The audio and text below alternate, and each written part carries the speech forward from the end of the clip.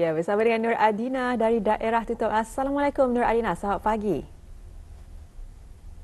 Waalaikumsalam warahmatullahi wabarakatuh. Selamat pagi Hani dan juga Umu. Apa khabar pada pagi ini? Syukur Alhamdulillah dalam keadaan sihat, sejahtera dan gembira dapat bersama dengan Nur Adinah di pagi 1 Muharram ini ya. Ya. Jadi kami ucapkan selamat menyambut Ilal Hijrah 1446 Hijrah kepada Nur Adinah dan juga kru di daerah Tutong.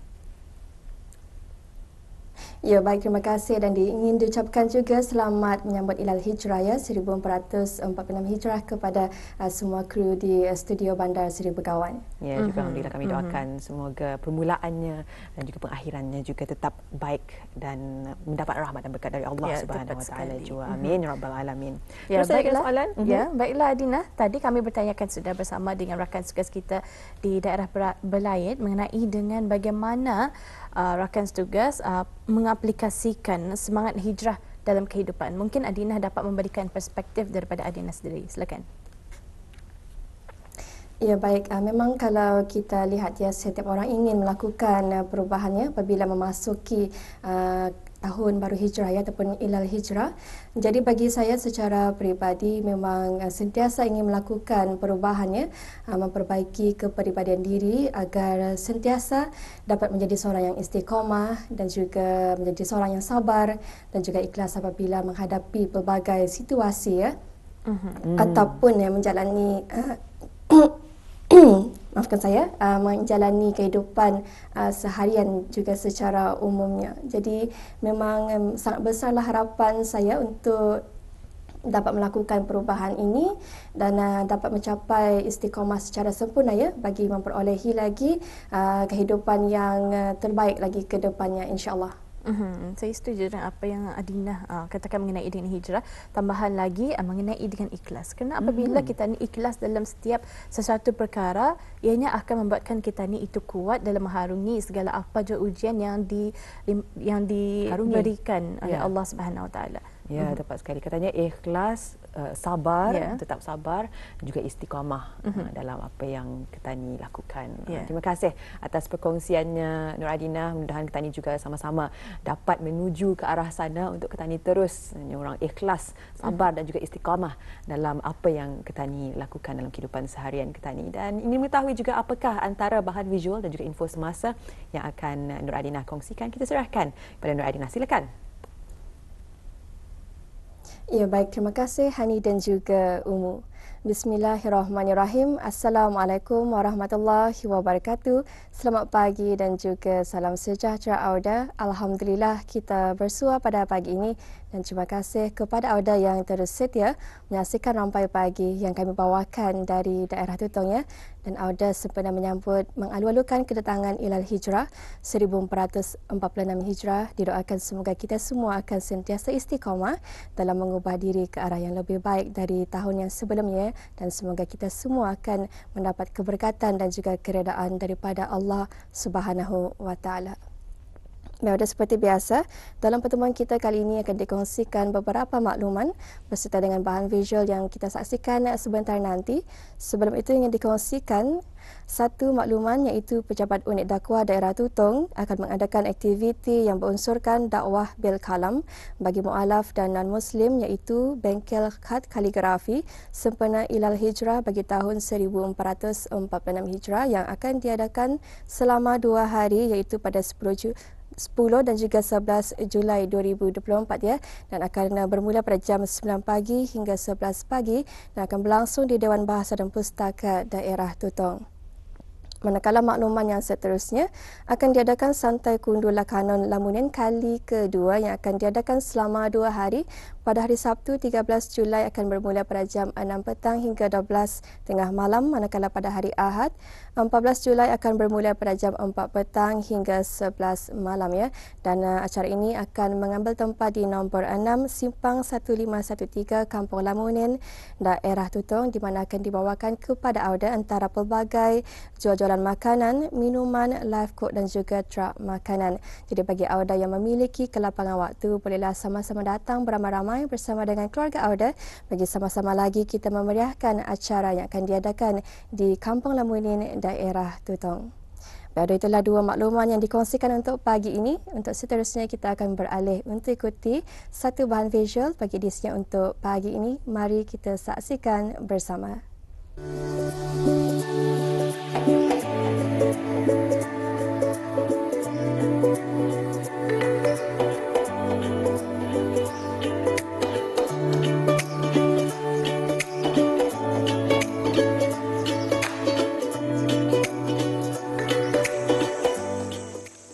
Bismillahirrahmanirrahim. Assalamualaikum warahmatullahi wabarakatuh. Ada penonton, apa yang saya ingin lakukan pada ketika ini adalah mencari satu tumbuhan yang dinamakan sebagai sambah bagangan. Difahamkan sambah bagangan ini ia tumbuh di kawasan berbukit ataupun orang berbatu-batu kuning. Jadi saya rasa memang di sini antara lokasi yang dapat ditemui sambah bagangan. Jadi bagaimana bentuknya dan apa khasiatnya, saya akan bersama dengan seorang penduduk kampung berasal daripada kampung Kudang untuk membawa lebih lanjut mengenai dengan sambah bagangan ini. Jadi untuk itu terus saksikan ada bersama saya. Ini pun saya masih mencari.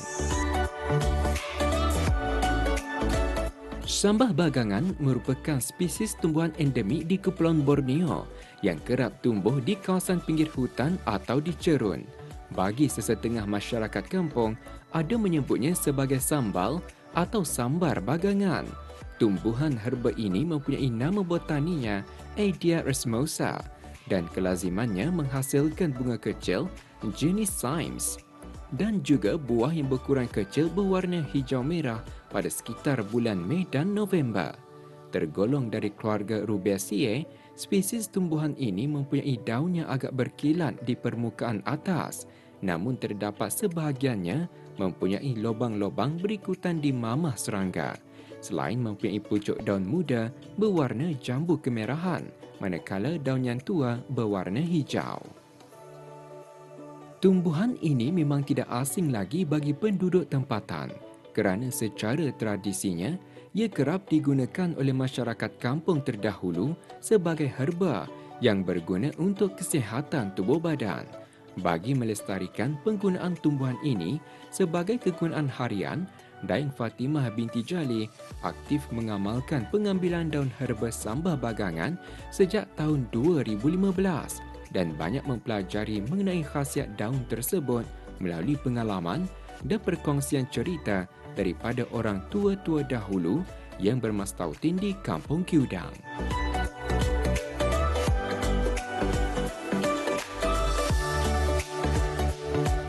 Baik, inilah ya antara tumbuhan sambah bagangan. Jadi macam mana kita ni kan mengenali sambah bagangan ni, Kak? Kalau untuk mengetahuinya, nyorang kita ni memang salah seorang daripada penggunanya lah. Penggunanya daun teh ni. Kalau bukan penggunanya memang kita ni akan tahu lah yang yang kita ni gunakan. Disebabkan dalam hutan ini kesemuan daun itu memang sama. Yang paling penting tu di mana tempat tumbuhnya benda ni. Pasal dia indah kan tumbuh sebarangan ni barangan ni. Jadi kalau ada juga saya ketahui ada sambah bagangan laki, sambah bagangan bini. Jadi bagaimana untuk membezakan biasanya? Kalau membezakan yang mana satu laki, yang mana satu bini daripada jenisnya, jenis daunan ni. Yang laki ia akan membesar, and then pucuknya kita ni akan lihat ia akan berwarna oranye muda. Bini-bini ia punya daun akan memanjang, panjang, ia memanjang ia punya struktur daun itu memanjang dan pucuk mudanya tu akan berwarna merah. Tapi ia punya kegunaan sama ataupun bagaimana? Kegunaannya sama saja. Pasal sambah bagangan ini kegunaannya memang diketahui daripada akarnya sampai ke atas ia punya pohonnya tu. Memang semua berguna. Jadi kebiasaan kalau kita ni lihat tumbuh-tumbuhan macam mana ni ada yang boleh dijadikan gulai sayuran, namun ada juga yang herba. Jadi kalau sambah bagangan ini bagaimana? Sambah bagangan ini kalau yang daun memang boleh untuk teh, tapi kalau yang batang itu kita ni boleh buat air masak. Bagi yang tahulah sama yang ia punya akar. Tapi yang pucuk ini, yang pengetahuanku boleh kita ni masak dengan ayam. Kita ni buat sup ayam. Kegunaannya untuk orang yang lepas beranak, kita ni boleh buat sup untuk orang lepas beranak.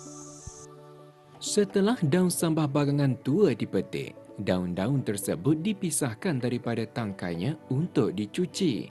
Oleh kerana daun sambah bagangan tersebut merupakan tumbuhan semula jadi dan tidak dicemari oleh bahan-bahan kimia, maka ia hanya dicuci begitu sahaja pada air bersih yang mengalir sehingga bersih. Setelah itu, daun-daun yang telah dicuci bersih tadi akan dijemur di bawah sinaran cahaya matahari sehingga betul-betul mengering. Proses menjemur kelazimannya mengambil masa dalam 1 ke 3 hari atau lebih mengikut pada keadaan cuaca. Daun yang telah dijemur dan kering akan mempunyai warna coklat kehitaman dan ia boleh disimpan dan digunakan sepanjang masa.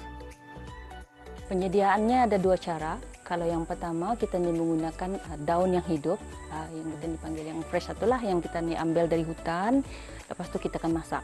Caranya kita ni panaskan api terlebih dulu, kita ni simpan air lah. Air itu kita ni masukkan daun yang hijau itu bersama dengan air panas tersebut. Disebabkan ia akan mengambil masa 10 ke 15 minit baru akan mengeluarkan warna teh itu selepas air itu mendidih. Cuma itulah caranya yang pertama.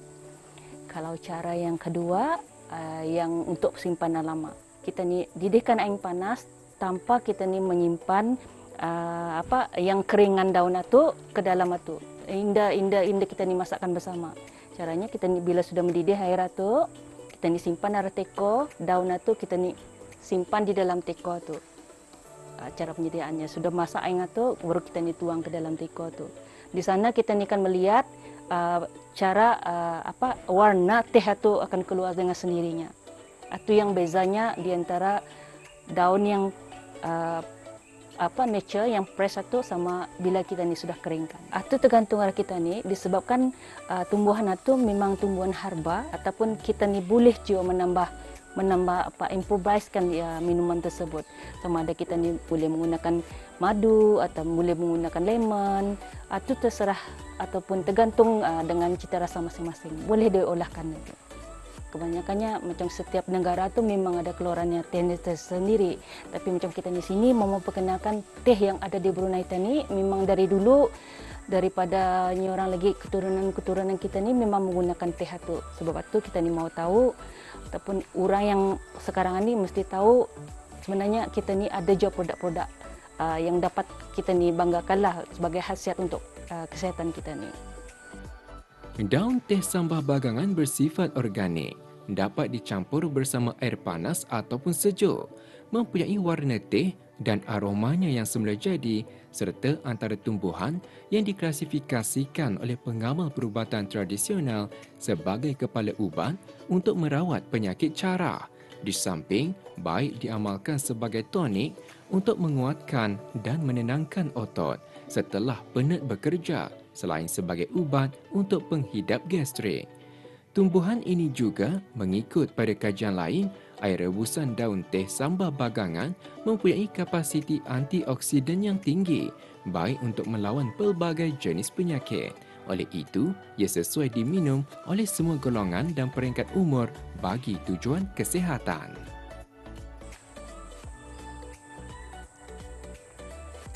Alhamdulillah, demikian dapat kita bawakan mengenai dengan tumbuhan herba iaitu sambah bagangan yang pastinya ia merupakan satu tumbuhan herba yang dapat memulihkan tenaga kita ni, yang dapat memulihkan cara dan juga ia sejenis minuman yang dapat diolah menjadi teh. Ia tumbuhan yang dapat diolahkan menjadi teh dan boleh diamalkan setiap hari, namun jangan diminum sepanjang masa lah. Mungkin anda boleh mengambilnya pada waktu pagi sekali, pada waktu malam sekali, dan yang pastinya tumbuhan ini memang mempunyai banyak khasiat dan juga manfaat untuk kesihatan tubuh badan kita ni.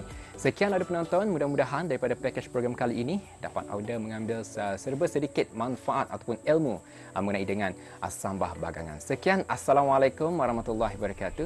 Jumpa lagi.